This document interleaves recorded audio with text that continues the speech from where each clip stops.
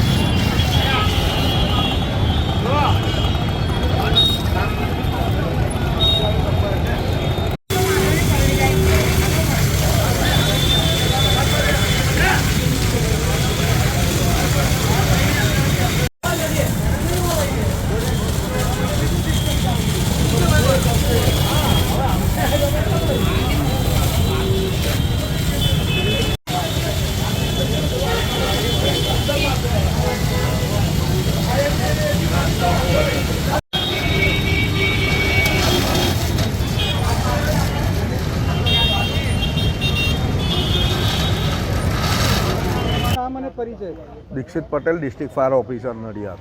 દીક્ષિતભાઈ, આ આગનો બનાવ ક્યાં બન્યો, કેવી રીતે બન્યો અને શું જાણવા મળી રહ્યું છે? સ્ટેશન રોડ ઉપર બાબર ધર્મશાળા આવેલી છે, એની બાજુમાં લવલી પાન હાઉસ આવેલો છે. જે હોલસેલના વેપારી છે એમનો ઘણો બધો માલ સામાન પાન મસાલાનો અહીંયા બાબર ધર્મશાળામાં ભરેલો હતો.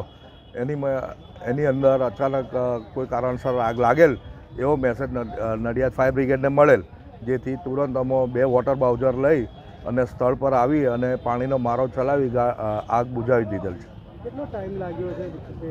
લગભગ અડધો કલાક જેવી પાણીનો મારો ચલાવવામાં આવ્યો તો આગળથી અને પાછળથી 2 બાજુથી 2 ગાડીથી પાણીનો મારો ચલાવવામાં આવ્યો. અને આ આગમાં કોઈ જાનહાનિ? ના, એવું જાણવા મળેલ નથી.